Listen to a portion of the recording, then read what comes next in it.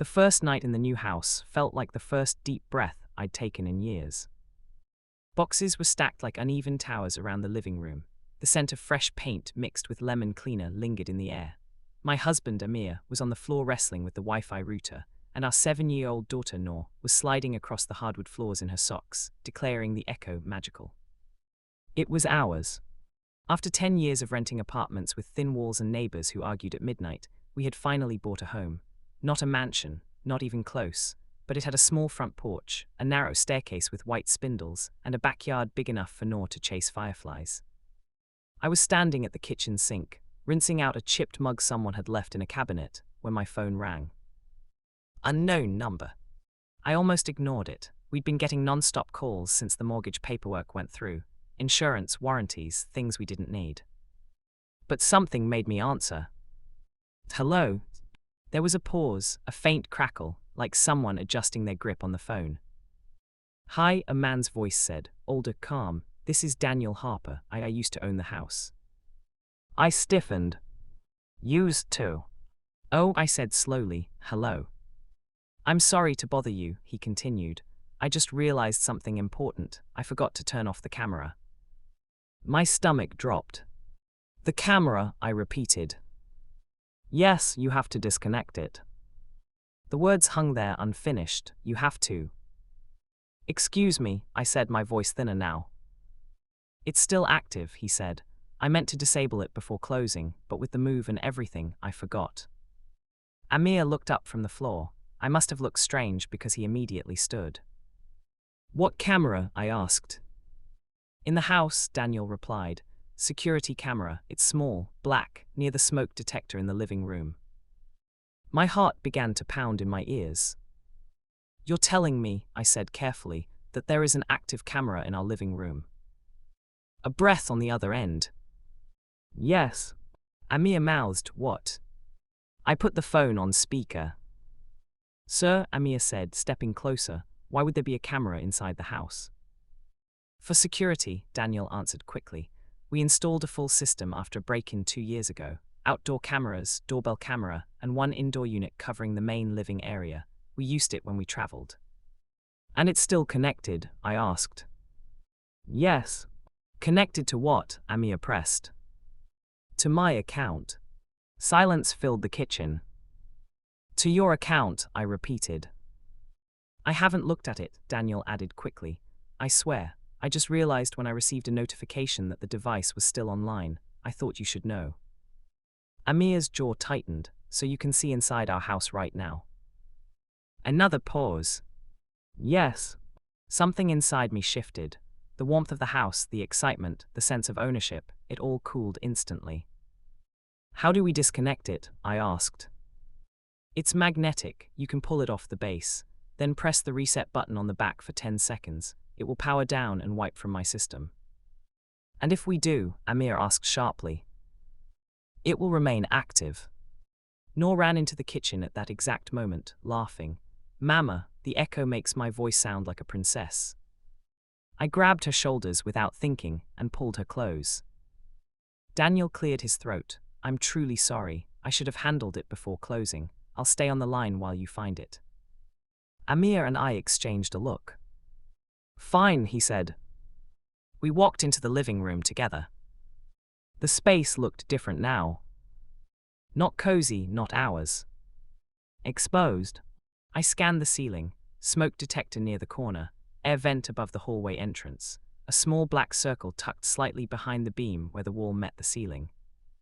There, Amir whispered. I felt suddenly aware of everything, my unwashed hair, the half-open box of clothes, Noor's stuffed rabbit lying on the floor. It had been watching. How long?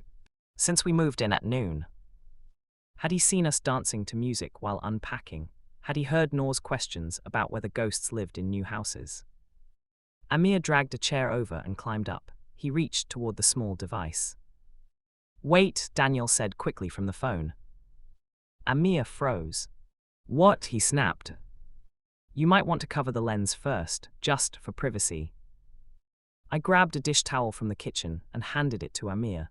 He draped it over the device. My pulse pounded so hard, it felt like it was in my throat. Amir pulled the camera free. It came off with a soft click. He turned it over. A tiny blinking green light pulsed on the back. "Reset button," he asked. "Small pinhole near the charging port," Daniel replied. Amir pressed and held. We counted silently. At 8 seconds, the green light flickered. At 10, it went dark. A long breath escaped my lungs. "It's offline," Daniel said quietly. "Thank you." Amir climbed down. "Why did you remove it before the final walkthrough?" he demanded. "I meant to," Daniel said, "but things were complicated." "What does that mean?" Another pause. "My wife didn't want to leave the house," he said finally. "She passed away here last year." The anger in Amir's posture softened just slightly. "I'm sorry," I said automatically. "She loved that living room," Daniel continued. "Spent most of her time in the armchair by the window. After she died, I couldn't bring myself to remove everything at once. The cameras were the last thing I thought about." A strange mix of emotions swirled inside me. Violation, sympathy, confusion. "You understand how this looks," Amir said. "Yes," Daniel said. "I do, and I apologize. I've deleted the device from my account. It won't reconnect." I stared at the blank black lens in Amir's hand. "Was there only one indoor camera?" I asked. "Yes," Daniel replied. "Only that one." "Are you sure?" "Yes." We stood there for a moment, the weight of the situation settling. "Thank you for telling us," I said finally. "I didn't want to start your new chapter the wrong way," he said. "Good night." The call ended. The house was silent again. But it didn't feel the same. That night I barely slept. Every creak sounded intentional. Every shadow looked like it was hiding something else we didn't know about. At 2:14 a.m., I nudged Amir awake. "What if there's another one?" I whispered. He sighed, exhausted. He said there was. But what if he lied? Amir rolled over and looked at me in the dim light. "Then tomorrow we'll check every inch of this house." Morning came too quickly. After dropping Noor at school, Amir bought a device detector from a hardware store. We spent hours scanning outlets, vents, light fixtures, even inside air ducts. Nothing. No hidden cameras. No microphones. Just old wiring and dust. By afternoon, the tension eased slightly. "Maybe it really was just a mistake," Amir said. I wanted to believe that. But something bothered me. The way Daniel had said, "You have to disconnect it." Not "you might want to." Not "you should." You have to. That night, as I unpacked boxes in the hallway closet, I found something wedged into the back corner. A small memory card. My breath caught. I picked it up carefully. "Amir," I called. He came over. We stared at it together. It wasn't from us. We didn't even own a camera system. "Maybe it fell out when I removed the device," Amir said slowly. "Maybe," I echoed. But neither of us sounded convinced. We drove to an electronics shop and asked them to check it. The technicians slid it into a reader. A folder opened on the screen. Videos. Dated. From last year. All labeled with timestamps. Living room, January 12. Living room, February 3. Living room, March 27. I swallowed. "Play 1, Amir said quietly. The screen flickered.